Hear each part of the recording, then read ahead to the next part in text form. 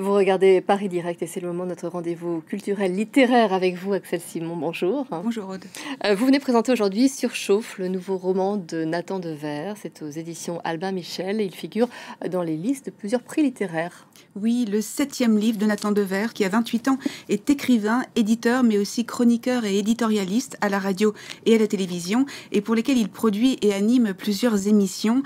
Sa formation académique, elle est riche. Il y a eu Normal, l'agrégation et le doctorat en philosophie, entre autres études fondatrices. L'éditeur Albin Michel synthétise ainsi le roman. Une île interdite d'accès devient la métaphore du dernier refuge dans un monde en surchauffe, à la fois dans le vécu de la narratrice et dans le récit qu'elle en fait et qui deviendra un livre. Dans le roman, le monde et l'individu sont vraiment dans une spirale dévastatrice, en surchauffe, c'est-à-dire au bord du burn-out. Alors pour fuir un environnement professionnel et personnel aliénant et toxique, Jade, la narratrice, accepte de se lancer dans un projet de création d'un palace. Non loin, il y a l'île des Sentinelles qui est fermée et coupée du monde. C'est une île défendue et comme le fruit défendu, finalement, elle attire irrémédiablement et tragiquement la narratrice pour le malheur de ce peuple ancestral. Et l'île, en fait, existe vraiment. Elle est interdite d'accès, encore sans image, à part peut-être quelques rares photos volées, habitée par l'un des derniers peuples sans contact. Depuis ses origines, en fait, il refuse le monde extérieur et donc finalement la mondialisation. Ce lieu nimbé de mystère devient l'obsession mortifère de Jade. Et pour Nathan Dever, cette île est le miroir inversé de notre monde. Tout ce que j'ai essayé de faire dans ce roman, c'est de développer puis de filer la métaphore que cette île représente, à savoir le miroir qu'elle tend à notre modernité. L'idée que dans une planète où le mystère a disparu, puisque nous avons des images d'absolument tout aujourd'hui, l'idée qu'il y ait un des endroits qui échappe à cette visibilité globale pour incarner un mystère impossible à percer, un mystère qui est vraiment total. Le peuple des Sentinelles qui habitent sur cette île, on ne sait pas combien ils sont, on ne sait pas quelle langue ils parlent, on ne sait pas quelle est leur organisation sociale, on ne sait absolument rien d'eux.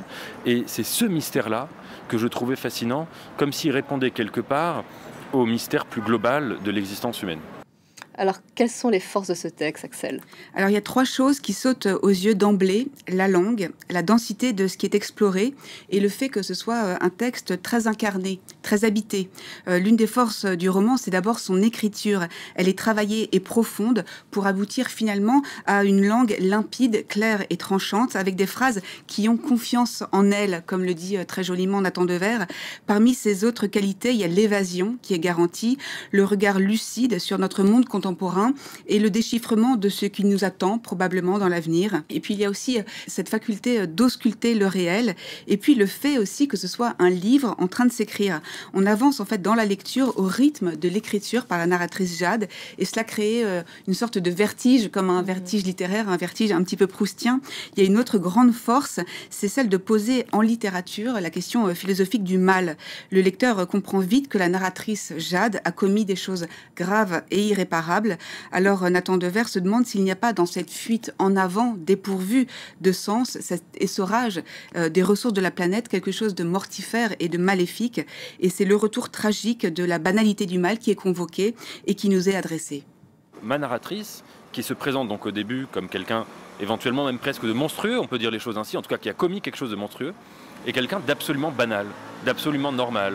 Et je voulais du coup essayer de faire un portrait du mal par son aspect non seulement le plus banal, mais surtout le plus anonyme. Se dire que peut-être le mal, c'est quelque chose qui ne doit pas être réduit à 3-4 figures monstrueuses comme ça qu'on agite quand on pense la question, mais à un phénomène beaucoup plus diffus qui se répandrait dans la société, dans sa totalité. On le comprend, c'est un roman, une fiction, mais très ancré dans notre réalité d'aujourd'hui, voire même de demain. Exactement, et c'est sans doute l'une des caractéristiques de son œuvre et de son rapport au monde à Nathan Dever, un écrivain les 2 pieds dans le réel. Nathan Dever dit qu'il y a le monde tel qu'on le perçoit en surface et il y a les signaux souterrains plus invisibles qui préfigurent notre avenir et le bon romancier s'empare des deux. Le travail du romancier tel que vécu par Nathan Dever est donc de voir ce que la société ne montre pas, ce qui la traverse et la travaille en profondeur de manière souterraine. souterraine. Et donc, il propose ainsi le diagnostic de ce qu'il qualifie le mal du siècle ou la maladie de la modernité. L'écriture, elle commence, je crois, dans l'observation du monde, et en l'occurrence dans l'observation de la modernité. Et pour ma part, j'essaye de déchiffrer, de recueillir des choses qui m'apparaissent un peu comme des symptômes de la modernité, notre rapport aux réseaux sociaux, les aliénations domestiques, les violences mentales, symboliques des hommes sur les femmes, mais aussi la question du burn-out. Ce que j'ai essayé de faire, c'est d'essayer de faire un travail de sismographie, d'essayer d'aller voir des ondes un peu souterraines, un peu cachées. Est-ce que la surchauffe, ce phénomène donc d'un monde qui serait lui-même en burn-out et donc qui consumerait les êtres qui l'habitent et qui consumerait ses propres bâtisseurs, d'un monde qui serait une usine fabriquant sa propre destruction, comme le dit un moment ma narratrice. Est-ce que la surchauffe ne serait pas le mal du siècle ? Voilà pour le mal du siècle et ces symptômes déchiffrés, on ne pourra pas dire qu'on ne nous avait pas prévenus. Recommandation donc de ce roman qui est très incarné, qui est quasiment charnel tellement il est introspectif et qui donne à réfléchir et qui produit de la pensée. Et avant ou après la lecture de Surchauffe, on peut se diriger avec confiance vers son livre précédent, Penser contre soi-même de 2024, qui est lui aussi très différent évidemment, mais très habité et qui nous déplace et je crois nous élève. Magnifique. Je vous remercie beaucoup, Axel.